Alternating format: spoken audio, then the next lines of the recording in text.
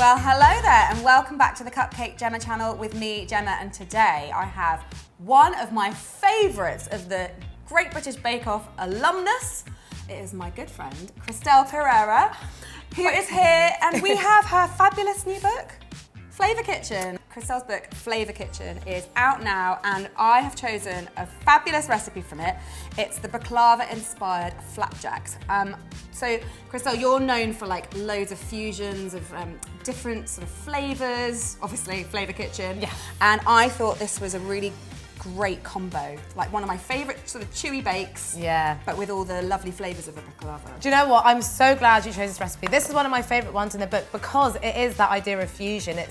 It's like a flapjack, and I'm not trying to reinvent flapjacks or reinvent baklava. I'm just taking elements from both and combining them, and I just think you get the bites of the nuts and like the fragrance of like the cinnamon and the rose. It works so well. It really, really does. I've made a couple now, and they are delicious. But just before we get started, I want to tell you that we're running a giveaway over on Instagram, and 3 lucky people are gonna get the chance to win a signed copy of Wonderful. this book and Crumbs and Doilies book, signed by yours truly. So make sure you head over to Instagram, give us both a follow. All the instructions will be there as well, and good luck, guys. Good luck. You'll need it.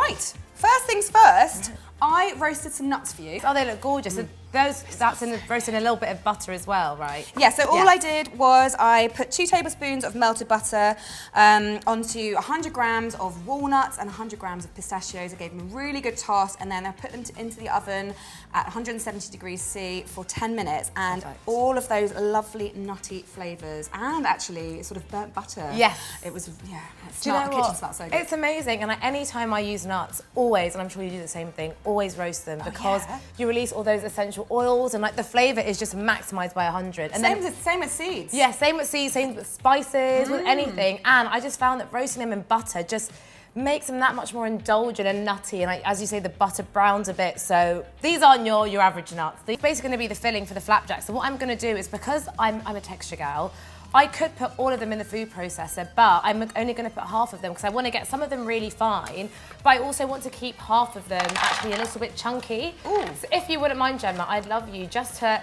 kind of finely chop them, but still with a bit of bite, just so that we've got some that's a bit more chunky, some that's more fine. So when you take a bite into that flapjack, you can actually taste some of the nuts as well. Wonderful. You get whizzing. Okay. But you don't want to pulse these until it's a puree, just until it's just like, these are gonna go for just like a really fine consistency. Okay, so these are looking wonderful. So I don't know if you can see, they're really nice and just like a really nice fine crumb. And they smell so great. Smell amazing. So we're gonna tip them all into a bowl, and then we're just gonna add in our processed nuts, which are a bit more fine. Oh, hang on, you got a nut. Oh, a stray. Oh my God, I have another story about nuts, but I'll tell you later.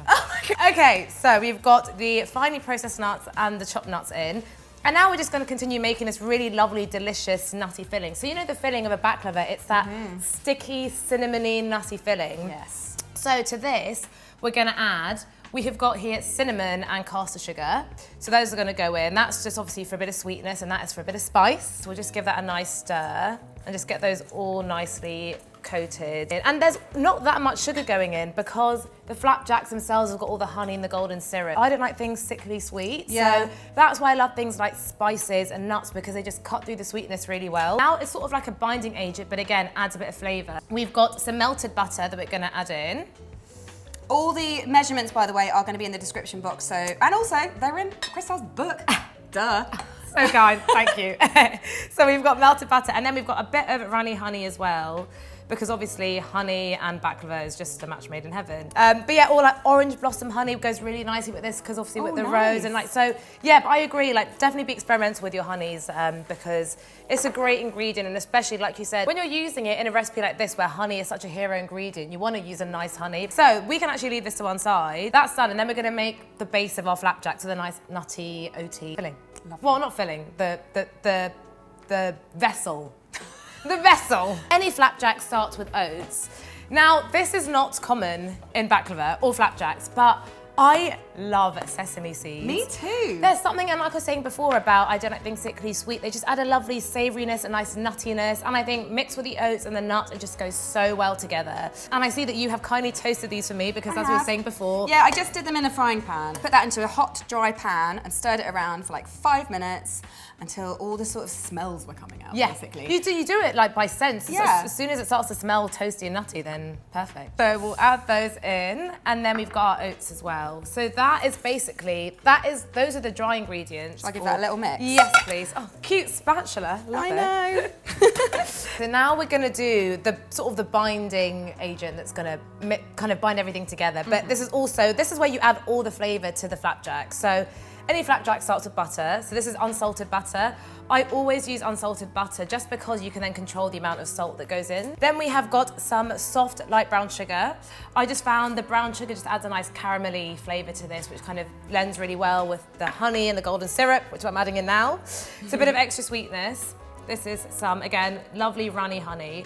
Now, flapjacks usually have golden syrup, but because these are baklava-inspired flapjacks, I think honey just goes really well. Definitely. And you could use all honey, could you? Yeah. So, or if you wanted to make it vegan, you could do it with vegan butter and golden syrup. And so I am adding a bit of golden syrup just so that it still is reminiscent of a flapjack. Yeah, because it does have a very distinctive flavour, golden syrup. So I think a combination of both just sort of is a really nice balance. And then for a bit more spice, we're going to add a bit more cinnamon. That is again going to sort of marry really well with that really cinnamony nutty filling. I'm going to add a 1/4 teaspoon of salt going in as well. Anytime you make something sweet, add a pinch of salt. Anytime you add something savoury, add a pinch of sugar. Sugar, maple, anything, just a bit of sweetness to enhance those savoury flavours. It works both ways. That is basically everything done, apart from the rose water that we're gonna add in later once it's melted because I don't wanna cook this off, to retain the flavours. So, gonna put this on a low heat. I just give this a stir until it's all nicely melted, and then we mix it together, bish, bash, bosh, and we're almost done. Okay, nice. So this is all melted down nicely. I've added in my rose water right at the end because I don't want to cook that off, so I want that flavour to remain intact. It smells amazing. It smells delicious, and it's a really nice sort of runny consistency, which is a perfect time to mix everything together. There we go. Oh, look at that. Whoa. That is the money shot right there, isn't it? Beautiful. Yum. Flashing out on good honey, you don't want to waste any of that. Absolutely. It's like when you make a brownie, you've got to scrape the chocolate. Oh my gosh, yeah. Luckily I've got a sister who loves raw batter, so anytime I bake, she literally will come there with her spoon and I just give her the bowl. We're just gonna layer this up. So this is really simple, and just to make sure that you get a bit of kind of nut in every bite, we're gonna divide this into two, put one layer of oats down, flatten it down, then add the whole layer of nuts, flatten that down, and then finish it off with the last layer of oats. Oats, nuts, oats, and we're gonna flatten that down. And now we just bake this until it's golden and smelling delicious. So I've already been preheating the oven to 170 degrees C. As usual, we use a fan-assisted oven, so do your maths if you don't have one of those. And I'm going to bake this for 25 minutes. Yes. Until it's all sort of golden around the edges and just smelling lush. Yes. The things are up, hang on. Okay, now I'm going to put it in the oven. Oh look, it fits like a glove. Ah, oh, love it. It was meant to be. We're back. It's baked. It smells so good. My gosh. And it's still hot because we only just took it out of the oven. But there's another bit. It's very important. Yes. This is again what kind of ties us all together as like a really nice sticky baklava, because baklava's always got that really lovely sticky, syrupy glaze that goes on the top. So we're just going to do that with a flapjack, and it works really, really well. But this one is super simple, 3 ingredients. So we've got lots of runny honey. That's going to go in, and again, like some nice, good quality honey here. So honey in, and then we've got some lemon juice, just because, again, I was talking before about things not being too sickly sweet, and the acidity adds a bit of tartness, goes really well with the honey, which is delicious. And then, against time with that baklava theme, we're going in with a bit of rose water. So 2 tablespoons or 6 teaspoons, which sounds like a lot, but mixed in with all that honey and lemon juice is actually very subtle. Shall I give it a mix? I would love you to give it a mix with that beautiful whisk that I'm actually very obsessed with, and I don't know why I don't have one myself. We're literally just gonna slather this entire flapjack with this gorgeous syrup. What looked like a regular flapjack is now shining. You know what, whenever you go into a bakery, do you ever see something and you think, oh, that looks really cool, what is that? My technique is always to ask the person behind the counter what the biggest seller is, Yes. what their favourite thing is, and then a curveball. Whether it's ice cream or cupcake shops in particular. So like, I love doing that, but then have you ever had it where you've seen something that you really want and you're like, oh, okay, what's like the best seller? And they recommend 3 things that's not that one thing. You're like, Yes. but I want to get that anyway. Then you get 4 things. Yeah. Oh yeah. Duh. Oh duh. This does need to go in the fridge, doesn't it? Yes. The reason why is because, I mean, you can eat it warm, but for you to be able to slice it and eat it as like a nice solid flapjack, it's always best had cold because the butter's going to harden, Yeah. and so it's just going to be a much more pleasurable experience. Well, good news for you and you is that I have actually prepared one earlier. Gemma, you're spoiling me today. And it's been in the fridge for a couple of hours. Oh my gosh. And look at those corners. Oh, stop it. Stop it. You can already see the sort of vague hint of a nut layer just peeking through there.